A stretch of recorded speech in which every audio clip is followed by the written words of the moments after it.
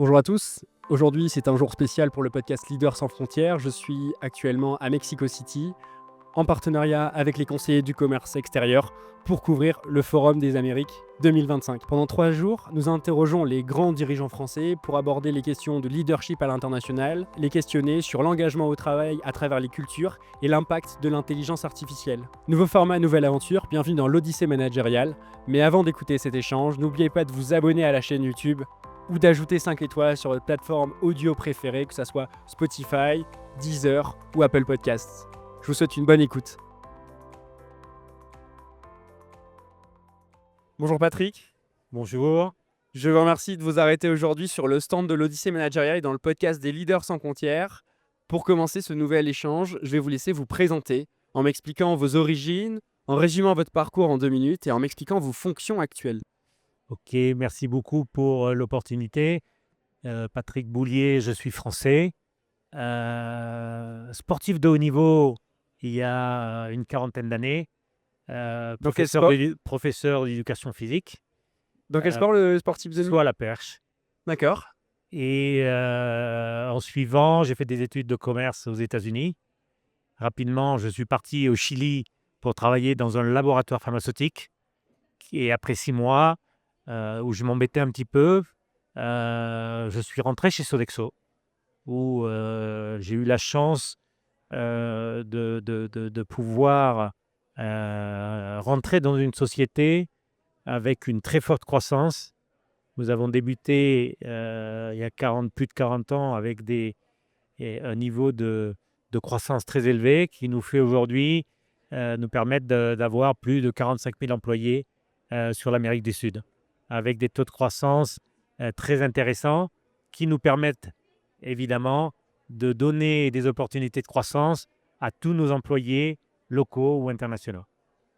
On va y revenir sur l'aventure Sodexo, sur ces opportunités d'évolution que vous offrez à vos collaborateurs grâce à la croissance de la société. Dans un premier temps, aujourd'hui, on tourne ce podcast à Mexico City. Nous sommes actuellement au Forum des Amériques 2025, organisé par les conseillers du commerce extérieur.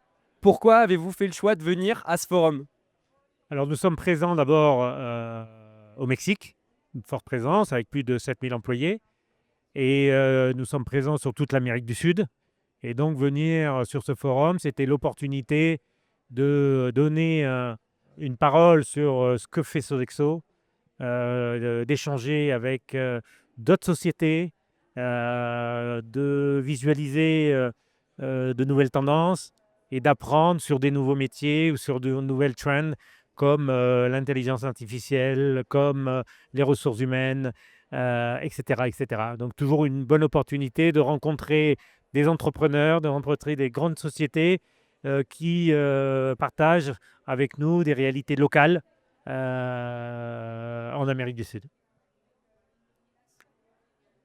On va revenir maintenant sur la croissance de Sodexo. Qu'est-ce que ça permet d'avoir une entreprise en croissance pour engager ses collaborateurs ? Alors, aujourd'hui, la majorité de nos talents nous demandent justement de la prédictibilité. Ils nous demandent, je veux savoir qu'est-ce que je deviendrai dans 1 an, dans 2 ans, dans 3 ans.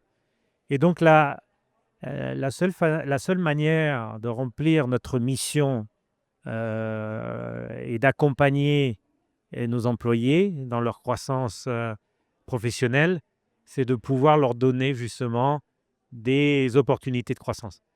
Si nous n'avons pas de croissance, il n'y a pas d'opportunité. Le fondateur, Père Bialon, il y a une 50aine d'années, avait défini comme une base fondamentale que la croissance serait l'un des piliers stratégiques de Sodexo. Aujourd'hui, 50 ans après, ce statement reste toujours d'actualité et reste toujours l'un des éléments les plus importants dans notre organisation.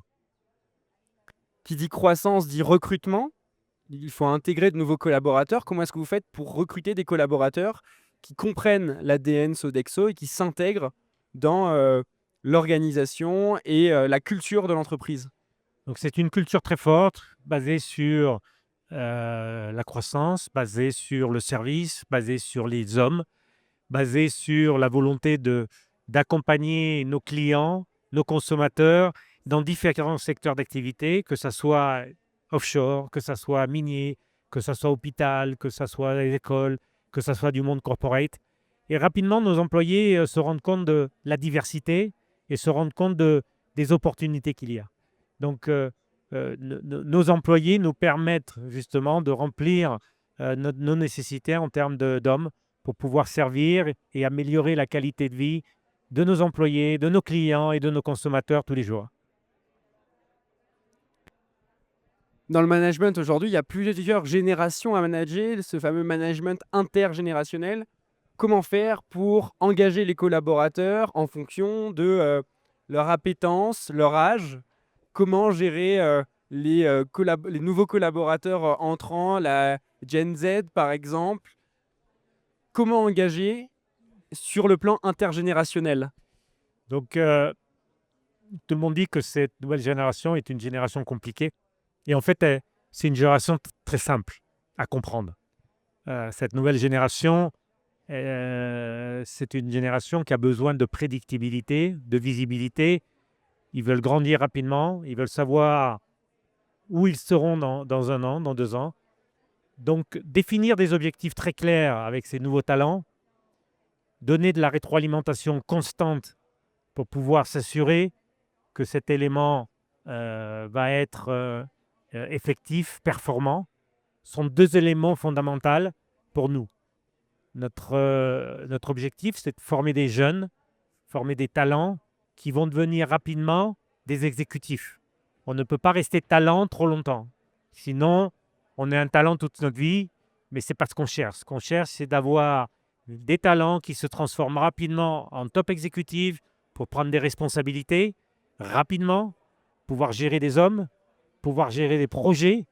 Et donc, cette passation entre talent et exécutif, c'est quelque chose qu'il ne faut pas rater.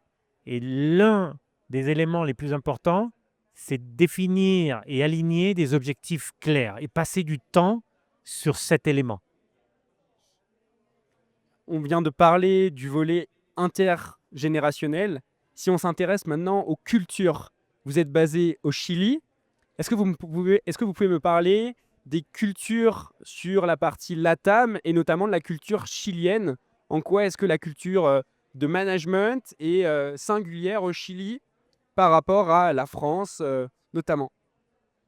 Alors, tout pays a une culture particulière. Le Chili est un tout petit pays, 17 millions d'habitants. Sodexo a 23 000 collaborateurs. C'est l'un des pays avec le plus d'employés par nombre d'habitants. Et l'avantage du Chili, c'est sa taille. Et l'inconvénient du Chili, c'est sa taille. C'est un petit village, tout se sait. Donc, il vaut mieux avoir une bonne image, de bons réseaux qui nous permettent justement d'arriver à des décisionnaires rapidement. L'un des avantages au Chili, en 2 appels téléphoniques, on arrive à n'importe quel CEO ou n'importe quel ministre, alors que dans d'autres pays, certainement beaucoup plus développés, avec beaucoup plus de population, cette notion de proximité n'existe pas. Donc au Chili, le network est quelque chose de super important, l'image est quelque chose de super important, l'intégrité, compliance, est quelque chose de super important parce qu'encore une fois, c'est un petit pays où tout se sait et tout le monde se connaît. Quel a été votre plus grand défi culturel quand vous êtes arrivé au Chili? Je dirais, je suis venu au Chili, je ne parlais pas espagnol. Donc la langue était éventuellement un problème, mais rapidement, n'importe quelle langue, ça te rend, dans la mesure où on a envie de vivre comme un Chilien. Qu'est-ce qu'on fait vivre comme un Chilien? Comme recommandation pour tout expatrié ou jeune talent, quand vous voyagez dans un pays, vivez comme un local, ne vivez pas comme un Français. Et n'essayez pas de tisser des réseaux au sein de la communauté française, mais tisser des réseaux au sein de la communauté chilienne, péruvienne, bolivienne, mexicaine, etc., etc. Quel est le meilleur conseil qu'on vous ait donné dans votre carrière?